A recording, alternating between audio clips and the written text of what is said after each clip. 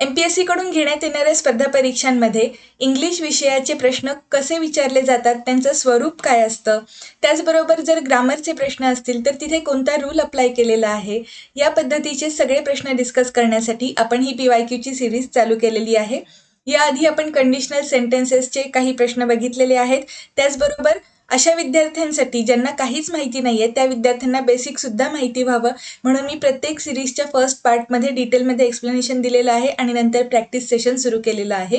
व्हॉइसचे आपण जे PYQ बघत आहे याचं जे फर्स्ट लेक्चर झालेलं आहे त्याची लिंक मी तुम्हाला वरती आय बटनमध्ये आणि डिस्क्रिप्शन बॉक्समध्ये देते. तिथे मी तुम्हाला बऱ्याच बेसिक गोष्टी सांगितलेल्या आहेत. आज आपण फक्त प्रॅक्टिस सेशन घेणार आहे, पण तरीही आपण जे सुरुवातीला काही सूत्र बघितली होती, स्ट्रक्चर्स बघितले होते, त्यांचा एकदा रिव्हिजनसाठी अभ्यास करूयात आणि मग आजच्या लेक्चरला सुरुवात करूया.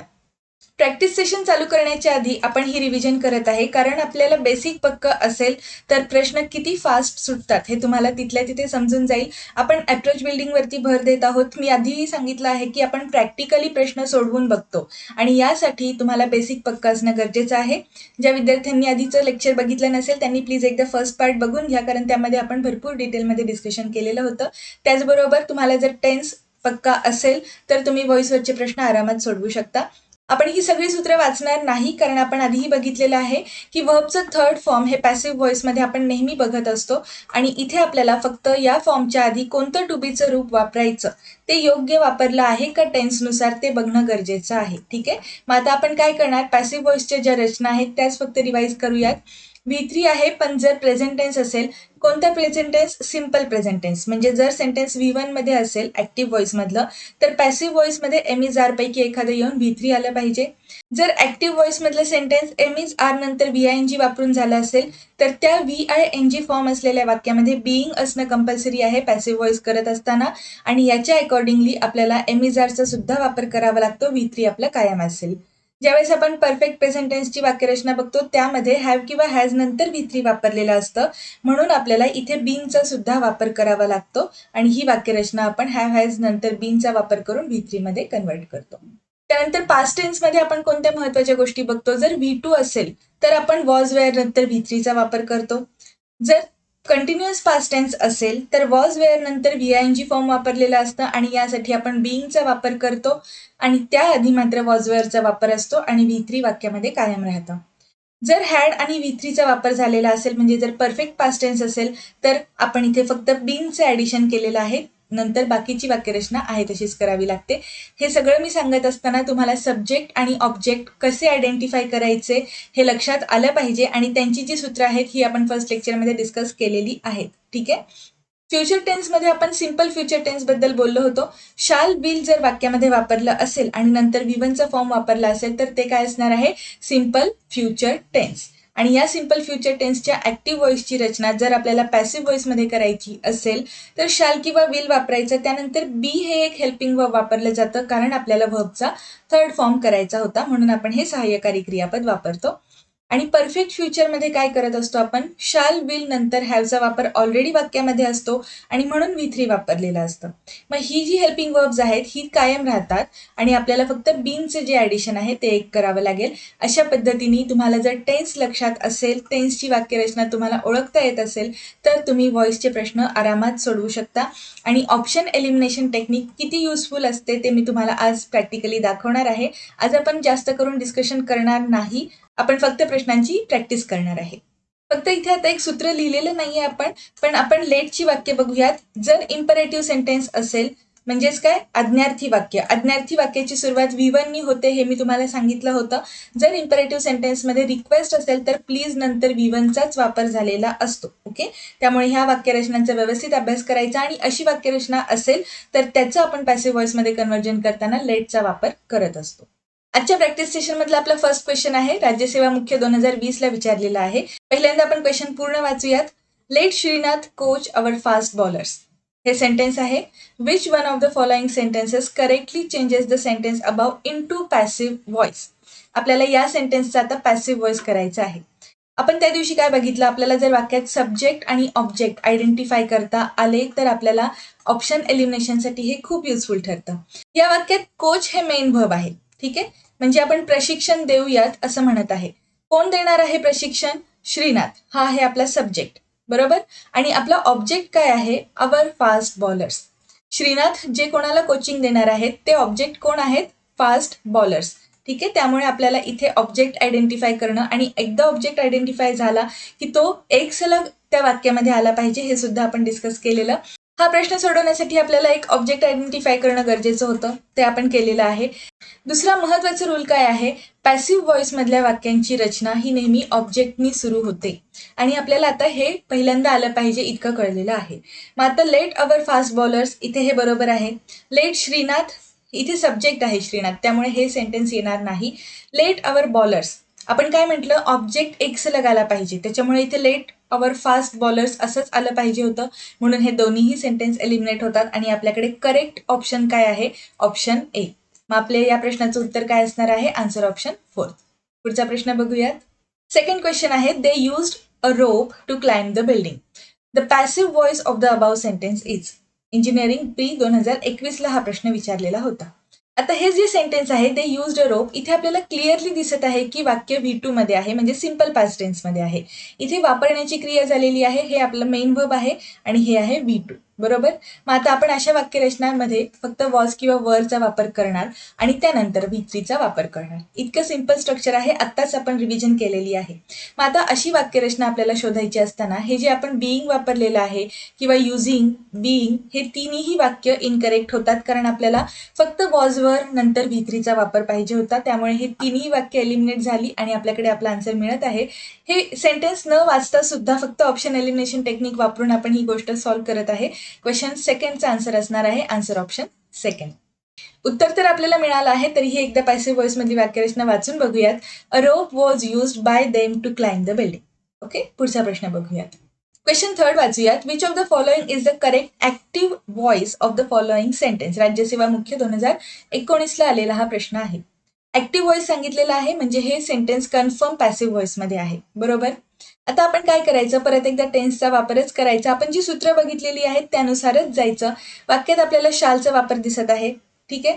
त्यानंतर बी हे एक हेल्पिंग वर्ब वापरलं आणि इथे V3चा वापर केला. सिंपल फ्युचर टेन्स मध्ये आपण ही वाक्यरचना बघितलेली. बरोबर. मग आपण सिंपल फ्युचर टेन्सची ऍक्टिव्ह व्हॉइसची रचना काय असते ते जर बघितलं तर आपण सब्जेक्ट नंतर शाल किंवा विलचा वापर केलेला असतो आणि मग V1चा वापर असतो. हे फक्त आता आपल्याला वाक्यात शोधायचंय. अशा पद्धतीचं सेंटेन्स कुठे आहे? विल आपल्याला एका ठिकाणी दिसत आहे, बाकी आपल्याला कुठल्याही वाक्यामध्ये शाल किंवा विलचा वापर दिसत नाही, म्हणून हे आपला आन्सर असणार आहे. Circumstances will oblige me to go. तुम्ही जर नीट विचार केलात तर मी ऑप्शन न वाचता सुद्धा डिरेक्टली प्रश्नाचं उत्तर शोधू शकत आहे आणि हे कन्फर्म बरोबर आहे. क्वेश्चन नंबर थर्डचा आन्सर असणार आहे आन्सर ऑप्शन फर्स्ट. मी या ज्या तुम्हाला ट्रिक्स सांगत आहे किंवा ह्या ज्या ॲडव्हान्स मेथड्स मी तुम्हाला सांगत आहे या तुम्हाला तेव्हाच लक्षात राहतील ज्यावेळेस तुमचं बेसिक पक्क असेल. तुम्हाला टेन्सचा अभ्यास व्यवस्थित करावा लागेल. तुम्हाला व्हॉइसची जी सूत्र दिलेली आहेत मी फर्स्ट स्लाइड्समध्ये आपण आज ज्यांची रिव्हिजन केली ते तुम्हाला व्यवस्थित समजून घ्यावं लागेल. तेव्हा मग एकदा जर तुमचं बेसिक पक्क झालं की मग तुम्हाला प्रॅक्टिस म्हणून अशाच पद्धतीने प्रॅक्टिस करायची आहे, हे लक्षात ठेवा. ही गोष्ट मी तुम्हाला फक्त एवढ्यासाठीच सांगत आहे की मला विद्यार्थ्यांचे मेसेजेस येतात की मॅडम आम्हाला अभ्यासाची सुरुवात करायची आहे, इंग्लिशमध्ये आम्ही खूप वीक आहे, आम्ही अभ्यास नक्की कसा सुरू करू. मग तेव्हा एक गोष्ट लक्षात घ्यायची की मी जे सांगत आहे माझी तरी ही स्ट्रॅटेजी असते की बेसिक एकदा पक्क करून घ्या. बेसिकमध्ये तुम्हाला ज्या गोष्टी सांगितलेल्या आहेत त्या वाचा, त्यांची रिव्हिजन करा आणि नंतर प्रॅक्टिस कशी करायची हे तुम्हाला समजेल. ज्यावेळेस आपल्याकडे काही दिवसांचा वेळ राहिलेला असतो परीक्षेच्या आधी, त्यावेळेस रिव्हिजन करताना फक्त आत्ता आपण ज्या पद्धतीने अभ्यास करत आहोत अशी प्रॅक्टिस करा. जेव्हा तुम्ही नॉलेज मिळवत आहात, बेसिक अभ्यास करत आहात, त्यावेळेस तो डिटेलमध्येच झाला पाहिजे आणि मग प्रॅक्टिस मात्र तुम्ही ॲडव्हान्स पद्धतीने करू शकता. बेसिक तर मी फर्स्ट लेक्चरमध्ये तुम्हाला शिकवलेलंच आहे. हा जो फर्स्ट पार्ट आहे वरती आय बटनमध्ये मी त्याची लिंक दिलेली आहे, ते लेक्चर तुम्ही बघू शकता. त्यामध्ये मी तुम्हाला बेसिक सांगितलेलं आहे आणि प्रॅक्टिस कशी करायची हे पण तुम्हाला सांगत आहे. आपल्याला या प्रश्नाचं उत्तर मिळालेलं आहे. आपण पुढचा प्रश्न बघूयात. आपल्या प्रॅक्टिस सेशन मधला फोर्थ क्वेश्चन आहे, which of the following is the correct passive voice of the following sentence. राज्यसेवा मुख्य 2019चा प्रश्न आहे. पॅसिव्ह व्हॉइस विचारलेला आहे. हे वाक्य आहे ऍक्टिव्ह व्हॉइस मध्ये. वाक्याची सुरुवात व्हर्बनी झालेली आहे. Do not disturb. ठीक आहे. इथे आपण काय म्हणत आहे? डू नॉट डिस्टर्ब हे आहे इम्परेटिव्ह सेंटेन्स आणि इम्परेटिव्ह सेंटेन्सची सुरुवात V1नी होते. हे मी तुम्हाला बऱ्याच वेळा सांगितलेलं आहे. आधीचे पण आपले जे लेक्चर्स आहेत डेली एक्सप्लेनेशन सिरीज वगैरे त्यामध्ये सुद्धा मी ह्या गोष्टी डिस्कस केलेल्या आहेत. इम्परेटिव्ह सेंटेन्सेसची वाक्याची सुरुवात असेल तर आपण त्याचं कन्व्हर्जन करताना लेटनी पॅसिव्ह व्हॉइस करत असतो. ठीक आहे, इतकं तुमच्यासाठी मोर दॅन इनफ आहे या प्रश्नाचं उत्तर शोधण्यासाठी. तुम्ही जर ऑप्शन्स बघितले तर आपल्याकडे फक्त लेटनी सुरू होणारं एकच वाक्य आहे आणि ही आपली वाक्यरचना कन्फर्म आहे. या प्रश्नाचं उत्तर असणार आहे आन्सर ऑप्शन सेकंड. काही जणांना वाटेल की मी प्रश्न वाचत सुद्धा नाहीये. ऍक्च्युली मी ही गोष्ट का करत नाहीये, कारण हे आपलं प्रॅक्टिस सेशन चालू आहे. त्यामुळे मी हे बाकीचे जे ऑप्शन्स आहेत ते वाचत सुद्धा नाहीये. जिथे गरज असेल तिथे वाचावं लागेल, तिथे मात्र आपल्याला काही स्किप करता येणार नाही. पण इथे क्लिअरली ऑप्शन मिळतच असतं, तर आपण बाकीचे सेंटेन्सेस वाचण्यामध्ये वेळ घालवण्याची काहीही गरज नाही. पुढचा प्रश्न बघूयात. Choose the correct passive form of the following sentence. After driving professor Kumar to the museum she dropped him at his hotel. इथे आपण दोन व्हर्ब्स वापरलेले आहेत. तुम्ही जर वाक्य नीट वाचलं तर आता काही जण म्हणतात की आपल्याला वाक्यच आम्हाला कळत नाही, आम्हाला अर्थच कळत नाही, मग आम्ही पूर्ण वाचूच शकत नाही. अशा पद्धतीची कारणं देऊ नका. तुम्हाला बऱ्यापैकी गोष्टी कळत असतात. आपण स्पर्धा परीक्षेची तयारी करत आहोत, आपली लेवल अपग्रेड झाली पाहिजे. आपण इथे दोन मेन व्हर्ब्स वापरलेले आहेत. आधीच्या लेक्चर्समध्ये मी डिस्कशन केलेलं आहे. तुम्ही शक्यतो काय करा, मी प्लेलिस्ट बनवून ठेवलेले आहेत चॅनलवर, त्याच्यामुळे एकामागे एक तुम्ही लेक्चर्स बघितले तर तुमची लिंक पण लागेल आणि तुमचा एक सलग अभ्यास होईल. त्यामुळे मी हे जे म्हणत आहे की मागच्या लेक्चरमध्ये आपण डिस्कशन केलं होतं मेन व्हर्ब्स ओळखायचे. या वाक्याचा मराठीत अर्थ जर बघितला तर हे जे कोणी प्रोफेसर कुमार आहेत यांना म्युझियमकडे घेऊन जाण्यात आलं. ड्राईव्ह म्हणजे त्यांना तिथेपर्यंत नेण्यात आलं आणि नंतर त्यांना परत हॉटेलवर सोडण्यात आलं. अशा दोन क्रिया घडलेल्या आहेत आणि दोन्हीही मेन व्हर्ब्सचं आपल्याला पॅसिव्ह करणं गरजेचं आहे. ठीक आहे, अशा पद्धतीच्या वाक्यांमध्ये मेन वर्ब ओळखणं का महत्वाचं आहे हे तुम्हाला आता लक्षात येईल. अशा पद्धतीच्या वाक्यरचना असतील तर आपल्याला दोन्हीही पद्धतीचं V3 वापरणं गरजेचं आहे. हे वाक्य ज्यावेळेस आपण पहिल्यांदा वाचतो त्यावेळेस she dropped him at his hotel, इथे आपल्याला V2 आहे, म्हणजेच सिंपल पास्ट टेन्समध्ये ही ॲक्शन घडलेली दिसते. याचाच अर्थ हे वाक्य भूतकाळातच आहे. त्यामुळे आपण वॉज प्लस V3चा वापर करणार हे आपल्याला माहिती आहे. पण तुम्ही जर बघितलं तर सगळ्या ऑप्शनमध्ये आपल्याला ती गोष्ट दिसते. त्यामुळे फक्त हा अर्धा पार्ट बरोबर येऊन गरजेचं नाही, आपल्याला या मेन व्हर्बचं सुद्धा एक V3 फॉर्म गरजेचं होतं आणि ते आपल्याला शोधणं इथे कीवर्ड आहे. अशा पद्धतीचे सेंटेन्सेसमध्ये तुम्हाला व्यवस्थित काळजीपूर्वक निर्णय घ्यावा लागेल, कारण ऑप्शन सिलेक्ट करताना तुमची गफलत व्हायला नको. मग आता जर आपल्याला याचं V3 बनवायचं असेल तर आपल्याला फक्त एकाच ऑप्शनमध्ये V3 फॉर्म वापरलेला दिसतो आणि ड्रायव्हिंग हे जे V4 आहे याला आपण बीइंगमध्ये कन्वर्ट केलेलं आहे आणि मग V3चा वापर झाला. त्यामुळे आपलं आन्सर असणार आहे फोर्थ ऑप्शन. क्वेश्चन नंबर 5चा आन्सर असेल फोर्थ ऑप्शन. आपला पुढचा प्रश्न आहे which bank serves the public best. हा आहे एक इंटरोगेटिव्ह सेंटेन्स. ओके, आणि इंटरोगेटिव्ह सेंटेन्सेसचा ज्यावेळेस आपण पॅसिव्ह व्हॉइसमध्ये कन्व्हर्जन करत असतो त्यावेळेस हा प्रश्न कायम राहिला पाहिजे, ही एक अट असते. WH टाईपचे वर्ड्स ज्यावेळेस आपण वापरतो आपल्या वाक्यामध्ये त्यावेळेस पॅसिव्ह व्हॉइस करत असताना सुद्धा तेच वर्ड्स कायम राहतात. आणि इथे मात्र एक गोष्ट लक्षात ठेवायची की सब्जेक्टला प्रश्न विचारला आहे का ऑब्जेक्टला, त्यावरून आपण प्रिपोजिशन्स काही ऍड केलेले असतात. आता हेच जर एक्झाम्पल घेतलं तर आपण इथे विच हा शब्द वापरलेला आहे, पण आपल्याला काय म्हणायचं आहे, कोणत्या बँकेकडून सर्व केलं गेलं. त्यामुळे आपण बाय विच हे एक प्रिपोजिशन ऍड करून अशा पद्धतीची वाक्यरचना वापरणं इथे महत्वाचं आहे. या गोष्टी असतात या बेसिकमध्ये आपण बघितलेल्या आहेत, कारण या गोष्टींचा तुम्हाला जर अंदाज आला तर तुम्हाला ऑप्शन एलिमिनेट करायला सोपं जातं. त्यामुळे बाय विचनी आपण ही जी दोन वाक्य वापरलेली आहेत ही बरोबर असणार आहेत. आपल्याला हा इंटरोगेटिव्ह सेंटेन्स जो आहे, हा जो क्वेश्चन आहे हा कायम ठेवायचा आहे. इथे आपल्याला दॅटचा वापर झालेला दिसतो, त्यामुळे हे सेंटेन्स चुकणार आहे. मग आता आपल्याला फक्त A बरोबर का B बरोबर एवढंच कळणं गरजेचं आहे. परत एकदा मग इथे प्रश्न येतो वाक्यरचना करण्याचा. वाक्यरचना कशा करायच्या? माझ्या टेन्सच्या सिरीजमध्ये मी तुम्हाला ज्या वाक्यरचना करायला शिकवल्या आहेत, म्हणजे मराठीतून इंग्लिशमध्ये. फॉर एक्झाम्पल तो, ती, त हे जर मराठी वाक्याच्या शेवटी असेल तर तो असतो सिंपल प्रेझेंट टेन्स. अशा पद्धतीने मी शिकवलं आहे आणि त्यामध्ये मी तुम्हाला पॉझिटिव्ह सेंटेन्सेस बनवायला शिकवलंय, निगेटिव्ह सेंटेन्सेसचा पण आपण अभ्यास केलेला आहे. त्याचबरोबर आपण व्हर्बल क्वेश्चन कसा बनवायचा, WH टाईप क्वेश्चन कसे बनवायचे, असे चारही पद्धतीच्या वाक्यरचनांचा अभ्यास केलेला आहे. त्यामुळे एकदा तुम्ही टेन्सची सिरीज बघायला सुरुवात करा, साईड बाय साईड तुम्हाला या गोष्टींचा फायदाच होणार आहे. वाक्यरचना करत असताना इथे मी इतकं डिटेलमध्ये सांगितलं. आता एक महत्त्वाची गोष्ट, WH वर्ड नंतर आपण हेल्पिंग वर्ब वापरतो आणि मग सब्जेक्ट असेल तर सब्जेक्ट वापरायचा, त्यानंतर वर्ब आणि मग ऑब्जेक्ट. अशा पद्धतीची वाक्यरचना असते. क्वेश्चन मार्क सुद्धा कंपल्सरी असतो. आता इथे जर सब्जेक्टला प्रश्न विचारला असेल तर सब्जेक्ट मिसिंग असतो, ऑब्जेक्टला प्रश्न विचारला तर ऑब्जेक्ट मिसिंग. ओके, इतक्या बेसिक गोष्टी असतात. मग आता इथे आपण काय शिकलो, WH टाईप वर्ड नंतर हेल्पिंग वर्ब असणं कंपल्सरी आहे. आपल्याला जे दोन ऑप्शन्स दिसत आहेत त्या तिथे क्लिअरली सांगितलेलं आहे की कोणत्या बँकेकडून, म्हणून आपण बाय विच बँक हे एक असं सलग फ्रेज घेतलेली आहे. मग आता यानंतर आपल्याला हेल्पिंग वर्ब असणं गरजेचं होतं आणि हेल्पिंग वर्ब फक्त आपल्याला एकाच वाक्यात दिसत आहे. क्वेश्चन नंबर 6चा आन्सर असणार आहे आन्सर ऑप्शन सेकंड. फक्त सेंटेन्स बी जे आहे ते बरोबर आहे. By which bank is the public serve best. Okay, हे सेंटेन्स आपलं करेक्ट असेल. पुढचा प्रश्न बघूयात. This proposal is objected to by us. Which one of the following is the correct active structure corresponding to the above sentence? Combine group B 2019चा प्रश्न आहे. आता एक महत्वाची गोष्ट, बेसिकच आहे इथे. परत एकदा मी बेसिकच तुम्हाला कसं वापरायचं हेच फक्त शिकवत आहे. या प्रॅक्टिस सेशनमध्ये तुम्हाला फार काही वेगळं करण्याची गरज नाही. बेसिक पक्का असेल तर फक्त आता आपल्याला याला ॲडव्हान्स पद्धतीकडे घेऊन जायचं आहे. आपल्याला ॲक्टिव्ह व्हॉइस ओळखायला सांगितलंय, म्हणजे हे सेंटेन्स आहे पॅसिव्ह व्हॉइसमध्ये आणि पॅसिव्ह व्हॉइसमध्ये आपण बाय नंतर सब्जेक्ट लिहिलेला असतो.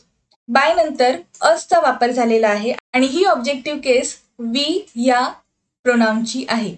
बरोबर, त्याच्यामुळे आपला सब्जेक्ट आयडेंटिफाय झाला. मग जर सब्जेक्ट आयडेंटिफाय झाला असेल तर ॲक्टिव्ह व्हॉइसच्या वाक्याची सुरुवात ही सब्जेक्टनी होते, म्हणून आपण तेवढेच ऑप्शन्स ठेवायचे, बाकीचे ऑप्शन एलिमिनेट करून टाकायचे. ओके, जर पुढचं वाक्य जरी वाचलं तर दिस प्रपोजल हा आपला ऑब्जेक्ट असणार आहे, नॉट सब्जेक्ट. त्यामुळे हे दोन्ही सेंटेन्सेस इनकरेक्ट होतात. एकदा हे दोन ऑप्शन्स एलिमिनेट झाले की आता आपल्याला इथे फोकस करायचं आहे दीज प्रपोजल आणि दिस प्रपोजल. इथे टू वापरायचं की नाही हे जरी नाही समजलं तरी चालेल. शक्यतो ऑब्जेक्ट नंतर टूचा वापर होतो, हे एक फ्रेझल वर्ब आहे, हे माहिती असेल तरीही चालेल. पण ज्यांना माहिती नाही त्यांच्यासाठी दुसरी ट्रिक काय असेल तर दीज हे प्लुरल आहे, म्हणजे अनेक वचन आहे, आणि इथे धिस हे सिंग्युलर आहे. बरोबर, वाक्यात आपल्याला हेल्पिंग वर्ब वापरलेलं दिसतं इज, आणि इज हे नेहमी सिंग्युलर असतं. बरोबर, त्यामुळे आपण इथे प्लुरल फॉर्ममधलं हे सेंटेन्स इनकरेक्ट ठरवायचं आणि third sentence we object to this proposal हे सेंटेन्स करेक्ट होईल. त्यामुळे क्वेश्चन नंबर 7चा आन्सर काय असेल? Answer option third. I hope तुम्हाला हे प्रश्न, ह्या ट्रिक्स आवडत असतील. त्यामुळे जर आवडत असेल तर व्हिडिओला लाईक नक्की करा. पुढचा प्रश्न आहे choose the correct passive sentence of the following statement. Combine group C 2019चा प्रश्न आहे. आपल्याला पॅसिव्ह व्हॉइस ओळखायला सांगितलाय, म्हणजे हे सेंटेन्स ऍक्टिव्ह व्हॉइसमध्ये आहे. बरोबर, इथे आपण आता टेन्स बघितला तर इथे आपण V2चा वापर केलेला आहे, म्हणजेच आपण सिंपल पास्ट टेन्स वापरला. आणि सिंपल पास्ट टेन्सची रचना कशी असते? वॉज वेअर नंतर आपण V3चा वापर करतो. आता आपण ऑप्शन्स बघायचे. ही ट्रिक तुम्हाला खूप उपयोगी पडणार आहे, कारण आपण इथे डायरेक्टली ऑप्शन एलिमिनेट करतो. इथे हॅड बीन नंतर V3चा वापर झाला, हे चुकलं. वॉज नंतर ब्रॉड वापरलेला आहे, हे असू शकतं. लगेचच घाई करू नका प्रश्न मार्क करायला, एकदा सगळे ऑप्शन्स बघून घ्या. हॅड बीन ब्रॉड, इथे सुद्धा हॅडचा वापर झालेला आहे बीन, त्यामुळे हे सुद्धा चुकीचं आहे. आणि इथे नेक्स्ट आहे वॉज टू बी ब्रॉट. आता बी नंतर ब्रॉट वापरलंय, वॉज वेअर नंतर नाही, त्यामुळे इथे तिन्ही ऑप्शन्स एलिमिनेट होतात आणि मग राहिलेला ऑप्शन आपला आन्सर असणार आहे ऑब्व्हियसली. त्यामुळे आपल्या प्रश्नाचं उत्तर काय असेल? Second option. मी इथे सेंटेन्सेस वाचत सुद्धा नाही, फक्त तुम्हाला बेसिक पक्का असेल तर या तुम्हाला ॲडव्हान्स मेथड वापरून, ऑप्शन एलिमिनेशन टेक्निक वापरून या गोष्टी सहज सॉल्व्ह होतात आणि तुम्ही खूप छान स्पीडनी प्रश्न सोडवू शकता. पुढचा प्रश्न आहे Baburao painter has painted this picture. Forest 2019. Correct passive sentence of this sentence. आपल्याला हे सेंटेन्स ऍक्टिव्ह व्हॉइसमध्ये दिलेलं आहे. इथे आपण हॅज पेंटेड हे वर्ब वापरलेलं आहे. हॅज नंतर V3चा वापर केला. आता आपल्याला काय करायचं आहे? हॅज V3 नंतर फक्त मध्ये बीनचा वापर करायचा आहे. पण हे तेव्हाच शक्य आहे जेव्हा इथे सेंटेन्समध्ये दिलेला ऑब्जेक्ट सुद्धा सिंग्युलर असेल. जर आपल्याला प्लुरल ऑब्जेक्ट दिला असता, ही केस नाहीये, फक्त तुम्ही एक लक्षात ठेवा, म्हणून मी तुम्हाला एक्स्ट्रा इन्फॉर्मेशन देत आहे. जर हे सेंटेन्स आपण ऑब्जेक्ट प्लुरल वापरून वापरलं असतं तर आपल्याला हॅव वापरावं लागलं असतं. पण धिस पिक्चर, धिस हे सिंग्युलर आहे, त्यामुळे हे कन्फर्म सिंग्युलर ऑब्जेक्ट असणार आहे. मग आपण इथे हॅज, बीन आणि V3 अशी वाक्यरचना शोधायची. फर्स्ट ऑप्शनमध्ये इज पेंटेड दिलेला आहे. सेकंड आहे was painted, has been painted आणि हॅड बीन पेंटेड. यातला आपण हॅड वापरत नाहीये, हॅजचा वापर करणं गरजेचं आहे, म्हणून आपला आन्सर काय असणार आहे? Third option. अशा इतक्या स्पीडने तुमचे प्रश्न सोडवले गेले पाहिजेत परीक्षेमध्ये सुद्धा, त्यामुळे भरपूर प्रॅक्टिस करा. पुढचा प्रश्न बघूयात. हा आपला प्रॅक्टिस सेशन मधला आजचा शेवटचा प्रश्न आहे. Choose the correct active sentence of the following statement. Combine group C 2018ला हा प्रश्न विचारलेला. Many vehicles are being looted and burnt by the agitators and hooligans. आपल्याला प्रश्नामध्ये ऍक्टिव्ह व्हॉइस ओळखा असं सांगितलेलं आहे, त्यामुळे हे सेंटेन्स आहे पॅसिव्ह व्हॉइसमध्ये आणि बाय नंतर पॅसिव्ह व्हॉइसमध्ये सब्जेक्ट वापरलेला असतो. तुम्ही जर सगळी सूत्र बघितली तर आपण बाय नंतर सब्जेक्ट लिहिलेला असतो. ऍक्टिव्ह व्हॉइसची वाक्याची सुरुवात ही सब्जेक्टनी होते. इतकं तुम्हाला बेसिक करणं गरजेचं आहे. आणि मग आता करता काय आहे? The agitators and hooligans. अशी 2 वाक्य दिसतात आपल्याला ऑप्शन्समध्ये सेकंड आणि फोर्थ. त्यामुळे फर्स्ट आणि थर्ड ऑप्शन पहिल्यांदा एलिमिनेट करून टाकायचा. इथेपर्यंत तुम्ही 2 ऑप्शन्स एलिमिनेट केले. आता एक महत्त्वाची गोष्ट, आर नंतर बीइंगचा वापर झाला आहे आणि मग इथे V3चा वापर झाला आहे. बरोबर? मग आता हे बीइंग जे आहे, हे आपण कधी वापरतो? जर VING फॉर्म वापरला असेल वाक्यामध्ये तर. आर नंतर डायरेक्टली VING फॉर्म वापरला असेल तर आपण फक्त याला V3 करत असताना बीइंगचा वापर करतो, म्हणजे एक बीइंग या हेल्पिंग वर्बची मदत घेतो आणि मग याचं V3 फॉर्ममध्ये कन्व्हर्जन करतो. इतकं तुम्हाला समजलं असेल तर आता आर नंतर डायरेक्ट VING फॉर्म कुठे आहे ते शोधायचं. 2च वाक्य आहेत आपल्याकडे. इथे हॅव बीनचा वापर झालेला आहे आणि इथे आर नंतर INGचा वापर झालेला आहे. बरोबर? त्यामुळे हे सेंटेन्स करेक्ट असणार आहे. क्वेश्चन नंबर 10चा आन्सर असणार आहे आन्सर ऑप्शन 4. आय होप तुम्हाला ही PYQची सिरीज आवडत आहे.